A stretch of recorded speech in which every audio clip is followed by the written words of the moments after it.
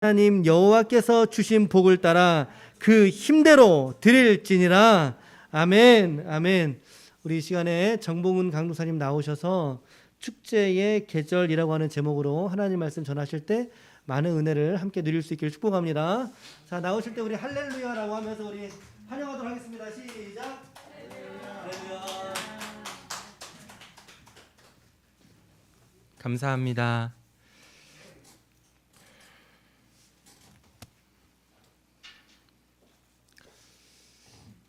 저도 왠지 이 자리를 빌어서 아버지에게 죄송하다고 말씀을 드려야 될 것 같아요. 너무 잘못한 게 많아가지고 저도. 오늘 말씀의 제목은 축제의 계절이라는 제목으로 함께 신명기 말씀을 나눌 텐데요. 신명기는 쉽게 말해서 백성들에게 명령하는 책입니다. 누가 백성들에게 명령할 수 있을까요? 왕이지요. 왕입니다. 즉 신명기는 왕이신 하나님께서 이스라엘 백성들이 가나안 땅에 갔을 때 마땅히 해야 할 일과 하지 말아야 할 일을 거듭 알려주시는 책입니다. 그래서 이스라엘 백성들에게 신명기는 왕이신 하나님께서 우리에게 무엇을 원하시는지를 알 수 있는 통로였고, 그들은 백성으로서 명령받은 것을 그대로 따라야 할 의무가 있었습니다.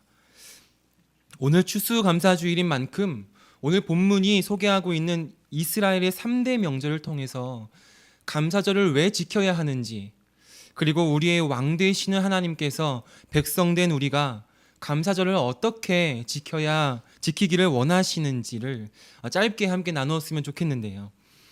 먼저 이스라엘의 첫 번째 명절 유월절입니다. 이스라엘의 광복절입니다.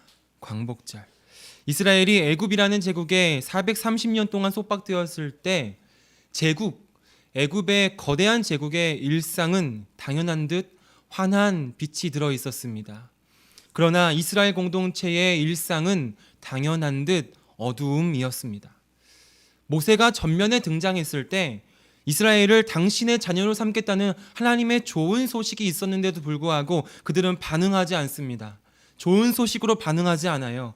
왜냐하면 이미 어두움에 적응되어 있었고 빛으로 나아갈 힘조차, 마음의 여유조차 없었기 때문입니다.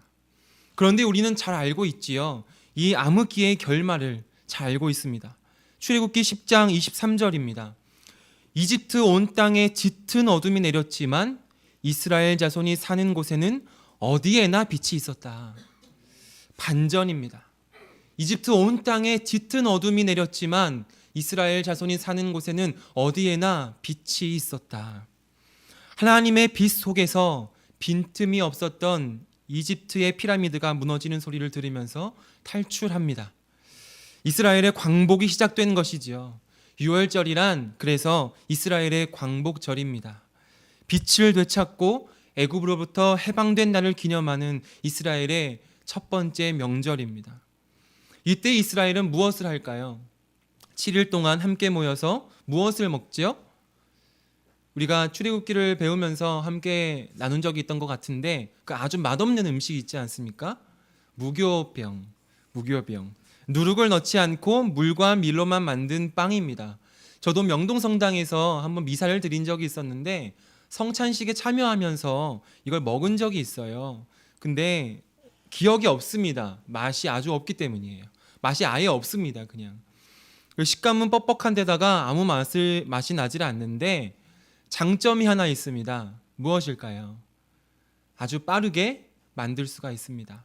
아주 빠르게. 발효를 시키지 않았기 때문에 빠르게 만들어 먹을 수 있다는 것인데 이스라엘은 유월절을 기념하기 위해서 7일 동안 이 맛없는 빵을 먹었다고 합니다.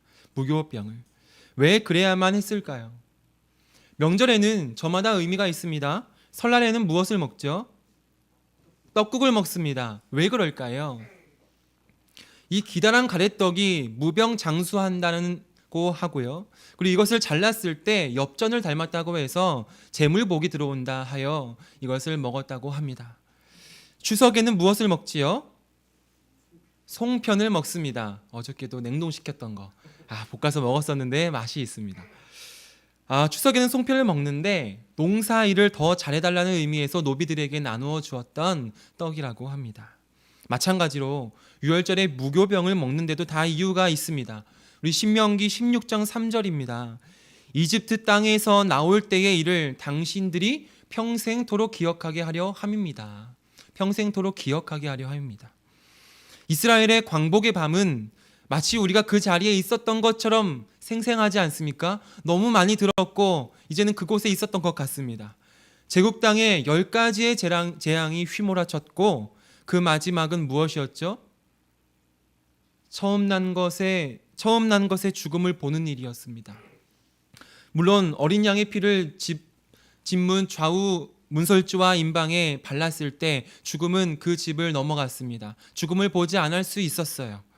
그리고 이제 이스라엘 공동체는 마치 스타트선에서 출발 신호만을 기다리고 있는 달리기 선수처럼 하나님께서 가라 하시면 서둘러서 한치의 망설임도 없이 애굽을 떠났어야 했습니다. 이런 급박한 상황에서 식사를 해야 하는데 언제 누룩을 넣어서 발효를 시키겠습니까? 출애굽기 12장 11절입니다. 너희가 그것을 먹을 때는 이렇게 하여라. 허리에 띠를 띠고 발에 신을 신고 손에 지팡이를 들고 서둘러서 먹어라. 유월절은 주 앞에서 이렇게 지켜야 한다. 서둘러서 먹어라. 언제 하나님께서 가라 명령하실 수도 있기 때문입니다. 출애굽 공동체가 무교병을 먹어야 했고 그 손들이 지금까지 7일 동안 무교병을 먹으면서 유월절을 기념했던 이유는 간단합니다. 빨리 만들어서 먹을 수 있기 때문입니다. 그리고 하나님은 이렇게 명령하시지요. 감사의 예배를 드리라고. 감사의 예배를 드려라. 여러분, 이스라엘 백성들이 애굽에 노예였을 때 휴일도 명절도 없이 노역했기 때문에 예배를 드릴 수 있었을까요? 예배를 드릴 수 없었습니다. 그런데 이제 광복을 맞이했지요. 그래 이제 광복을 맞이했습니다. 하나님의 은혜로 자유의 몸이 되었습니다. 일주일에 하루쯤은 쉴 수 있었고 그리고 명절도 지킬 수 있었어요. 무엇보다 마음껏 하나님께 예배 드릴 수 있었습니다. 신명기 16장 8절입니다. 엿새 동안 누룩을 넣지 않은 빵을 먹고 이렛날은 주 당신들의 하나님 앞에서 성회로 모이십시오. 거룩한 모임으로 모이십시오. 당신들은 어떤 일도 해서는 안 됩니다. 감사의 예배를 드리십시오. 모든 일을 멈추고 온 하루를 하나님께 감사드리며 보내는 것입니다. 우리는 이 유월절의 규칙을 통해서 중요한 교훈을 얻습니다. 주님께서 베풀어 주신 구원의 은혜에 감사해야 합니다. 모든 일을 멈추고 슬픔도 멈추고 고민도 멈추고 우리의 염려도 멈추고 우리의 미래의 일도 멈추고 감사드리는 일에 집중해야 합니다. 그리고 혼자 감사하는 것이 아니라 이 시간 한자리로 불러주신 우리 몸된 지체들과 함께 주님께서 베풀어 주신 구원의 은혜를 기뻐하고 감사하는 것입니다. 그런 의미에서 예배는 축제입니다. 화려한 예배당, 풍성한 악기들, 온갖 선물과 먹을거리, 그리고 설교자의 뛰어난 언변 때문이 아니라 아무것도 없는 빈들 위해서도 예수님 때문에 진수성찬을 누렸던 이들처럼 우리를 구원하신 그 주님 때문에 오늘 우리는 축제에 참여하게 되었습니다. 그래서 우리는 기뻐하고 감사합니다. 오늘도 그 감사와 기쁨을 우리가 함께 누렸으면 좋겠습니다. 유월절에 이어 두 번째 명절은 77절입니다. 맥추절이라고도 하는데요. 보통 맥추절로 잘 알고 계시는데 제가 발음이 맥추절이 이게 잘 안 되더라고요. 계속 딴 게 나와가지고 77절로 제가 오늘 말씀을 드리려고 하는데 77절입니다. 유월절로부터 50일째가 되면 하나님께서 베풀어 주신 추수의 복을 감사하면서 예물을 드리는 절기입니다. 예물을 드리는. 그리고 77절도요. 출애굽과 관련이 있는데요. 제국의 통치 아래서 노역하던 시절에 이스라엘 공동체가 추수하던 곡식들은 다 어디로 갔을까요? 땀 흘려 수고한 그 곡식들이 다 어디로 갔을까요? 애굽의 왕의 손으로 들어갔을 것입니다. 그러나 출애굽 이후 추수한 모든 곡식은 더 이상 남의 것이 아닙니다. 타인에게 빼앗길 것이 아닙니다. 온전히 나의 것이 되었습니다. 이것이 얼마나 그들에게 큰 은혜였을까요? 자신이 땀 흘려 수고한 것을 더 이상 타인에게 빼앗기지 않고 거둬들이는 보람되고 기쁜 날이 되었습니다. 그래서 77절 또한 축제의 날입니다. 많이 거둔 사람이나 적게 거둔 사람이나 혹은 거둘 것이 아무것도 없던 사람까지도 모두가 하나님께 기뻐하고 감사하게 되었습니다. 우리 신명기 16장 11절 함께 읽겠습니다. 시작. 당신들과 당신들의 아들과 딸과 남종과 여종과 성 안에서 사는 레위 사람과 떠돌이와 고아와 과부까지도 함께 주 당신들의 하나님 앞에서 즐거워해야 합니다. 아멘. 7절의 핵심은 공동체가 땀 흘려 거둬들인 것을 하나님께 예물로 드리는 것이지만 동시에 그만큼 너무나도 중요한 것이 있습니다. 그것은 한 명도 빠짐없이 함께 모여 즐거워하고 감사한다는 것입니다. 오늘 이 시간 한 명도 벗어나지 않고 이 기쁨과 감사를 함께 누릴 수 있었으면 좋겠습니다. 세 번째 명절은 초막절입니다. 초막절은 한 해의 추수의 문을 닫는 절기예요. 가령 유월절이 추수의 문을 여는 봄이라면 77절은 여름입니다. 그리고 초막절은 추수의 문을 닫는 절기, 가을인 것이죠. 초막절도 77절과 마찬가지입니다. 종이나 떠돌이나 과부나 고아들이나 온 백성이 함께 하나님 앞에 참회하는 절기입니다. 초막절을 통해 우리가 깨닫는 것은 한 해의 마지막 추수 때까지도 하나님께 감사드렸다는 것입니다. 처음부터 끝까지, 아니 우리의 손과 발이 닿았던 모든 일이 하나님의 은혜라는 감사의 고백입니다. 우리 신명기 16장 15절 함께 읽겠습니다. 시작. 하나님이 당신들의 모든 소출과 당신들이 손을 댄 모든 일에 복을 주셨기 때문에 즐거워하는 것입니다. 아멘. 모든 소출과 당신들이 손을 댄 모든 일에. 사랑하는 여러분, 이스라엘 공동체는 절기를 지킬 때마다 하나님께서 베푸신 은혜를 마음에 다시 새겼고 앞으로 부어주실 은혜를 기대했습니다. 이런 믿음 안에서 성숙하고 주님을 바라보았습니다. 그래서 오늘은 기쁜 날입니다. 주일은 감사한 날입니다. 모든 날이 축제의 날입니다. 여러분, 한 주 동안 나의 발목을 붙잡고 있었던 슬픔과 걱정이라는 어두움 속에서 이제는 하나님의 빛으로 나아오십시오.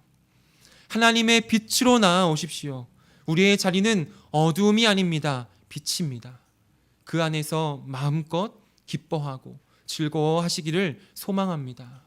오늘 구원의 은혜를 힘껏 찬양하고 그 기쁨을 공동체가 함께 누리며 마지막 날까지 온전히 감사하시는 우리 기쁨의 성도님들 되시기를 마음을 다해 축복하고 기도합니다.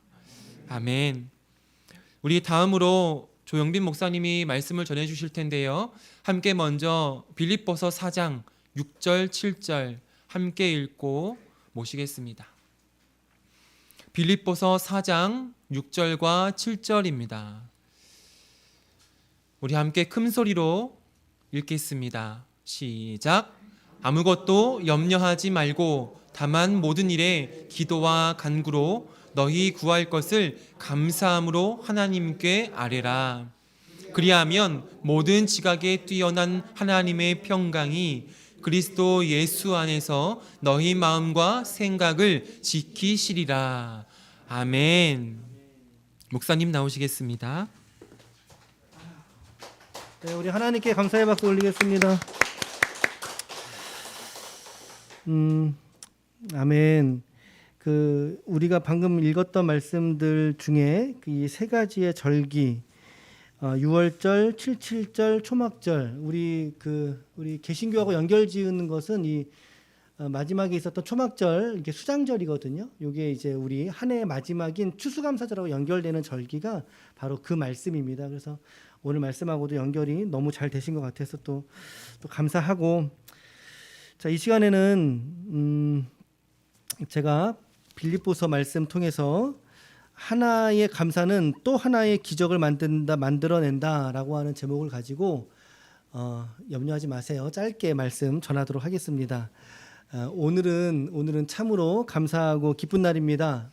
그 이유는 여러 가지가 있겠지만 저 개인적으로는 이렇듯 이 강단을 함께 공유한다라고 하는 것, 이것이 목회자에게 얼마나 또 축복인지 몰라요. 우리 정용우 집사님의 간증.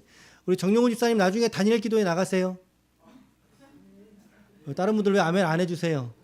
예, 우리 정 집사님이 시간을 많이 달라고 하는 거예요. 그래서 아니 간증하면 한 5분 하고 들어가면 되지 뭘 얼마나 하려고. 안 된대, 시간을 달라는 거예요. 제가 기도를 해봤어요. 하나님 시간을 더 달랍니다. 어찌합니까?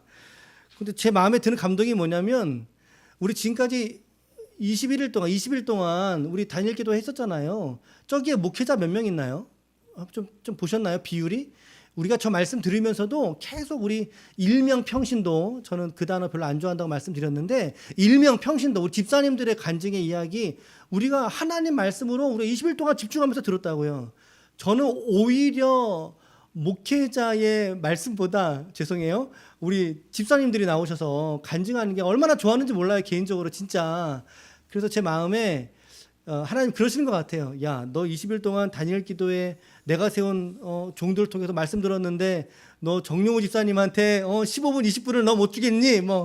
그런 마음이 들면서 주님이 하실 말씀이 있겠다 라고 하는 마음이 들었어요. 그래서 전격적으로 또 이렇게 강단을 좀 내어드렸지만 오늘도 우리 집사님 통해서도 주시는 말씀을 너무 기쁘게 받았고, 기쁘게 받으셨죠? 아멘. 기쁘게 받았고, 또 우리 강도사님 통해서도 우리가 말씀을 이렇게 함께 강단을 공유하고 섬길 수 있다는 거 얼마나 귀한지 모르겠습니다. 얼마나 귀한지 모르겠어요. 저는 저 기도회를 이제 거의 마무리하면서요, 오늘 이제 마지막 날이라고 하는데 저희는 뭐 참여를 안 하지만 누가 강단에 서느냐, 뭐 집사냐, 선교사냐, 교수냐, 목사냐, 장로냐, 누가 강단에 서느냐는 하나님의 관점에서 중요한 게 아니라는 거예요. 중요한 게 아니라 오늘 집사님이 섰느냐, 강도사님이 섰느냐, 목사가 섰느냐, 여러분 그게 중요한 게 아니라는 거예요. 중요한 것은 뭐예요? 그 사람이 하나님 앞에서 어떠한 존재로 서 있느냐라고 하는 게 훨씬 더 중요하다라는 거죠. 그것을 오늘 깨닫는 시간이었어요. 저 개인적으로도. 이러니 제가 얼마나 또 감사하지 않을 수가 있겠습니까? 예, 너무 감사드리고, 제가 또 준비하는 말씀이나 설교들은 우리 지체들이 늘상 함께 또 나누는 또 말씀이지만, 이런 특별한 기회에 우리 특별한 분들과 함께 이렇게 은혜를 앞으로도 계속해서 또 나누어 갔으면 좋겠습니다. 이런 말씀의 은혜가 우리 모두에게 나눌 수 있기를 축복합니다. 아멘. 저는 한 가지만 말씀드리려고 그래요. 우리가 하나님께 나아갈 때 하나님께 감사로 드리는 우리의 믿음의 고백은 분명히 또 하나의 기적을 만들어낸다라고 하는 것입니다.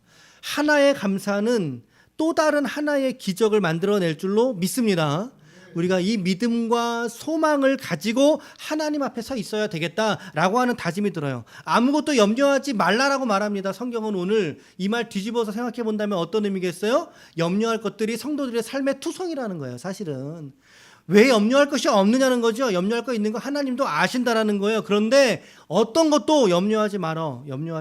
그러나 단 한 가지, 너의 모든 일이라고 말합니다. 성경은 모든 일에 하나님께 감사로 드려. 근데 그 모든 일이 좋은 것에만 감사가 아니라는 거예요. 불행한 일, 또 슬픈 일, 좌절을 겪었던 일들, 실패했던 일들, 이 모든 일들이 우리가 하나님 앞에 감사로 드릴 수 있는 제목이 되는 줄로 믿습니다.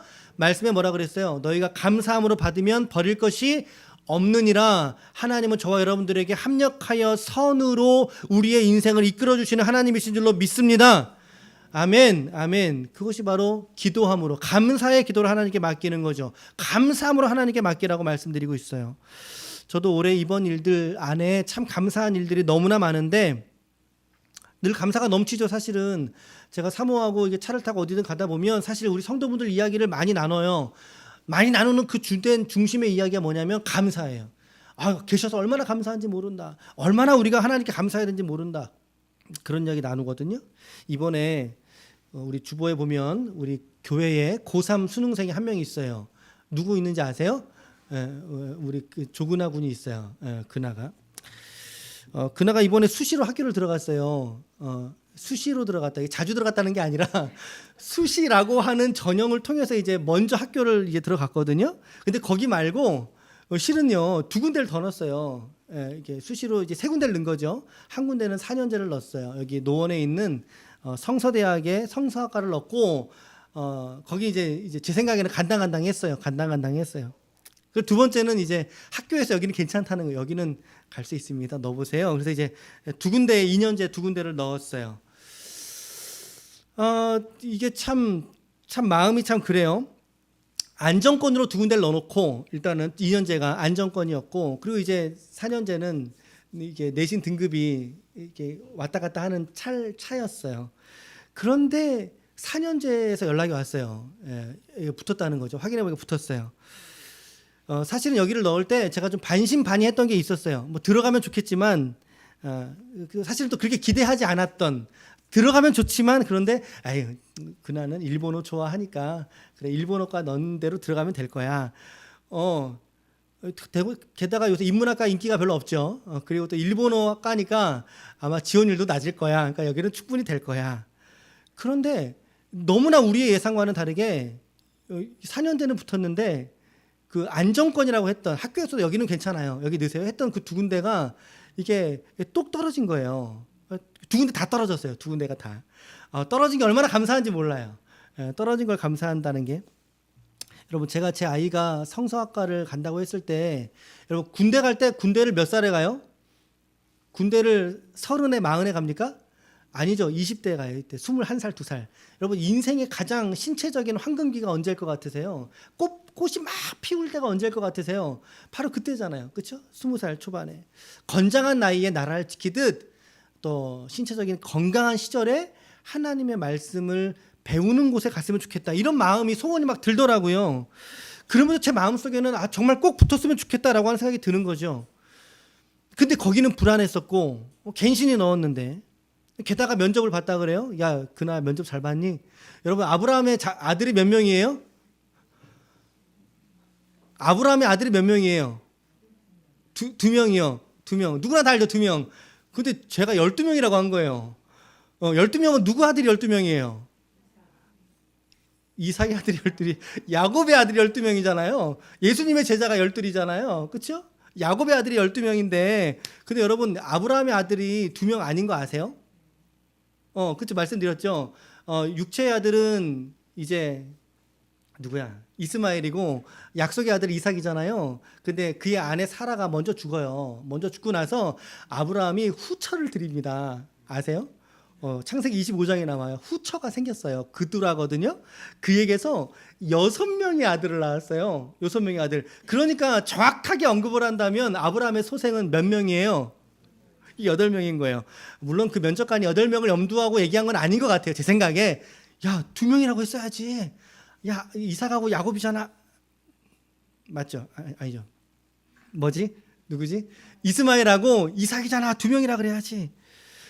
그러니까 이제 제 생각에는 야, 거기는 똑 떨어졌다. 야. 거기는 안 될 거. 면접에서 그렇게 해버렸으니 어떻게 붙을 수 있겠니? 그러던 차인데 근데 거기서 붙었다고 연락이 된 거예요. 왜 이런 걸까요? 왜 이런 걸까요? 저는 분명히 이것에 하나님의 인도하심이 있다라고 저는 믿습니다.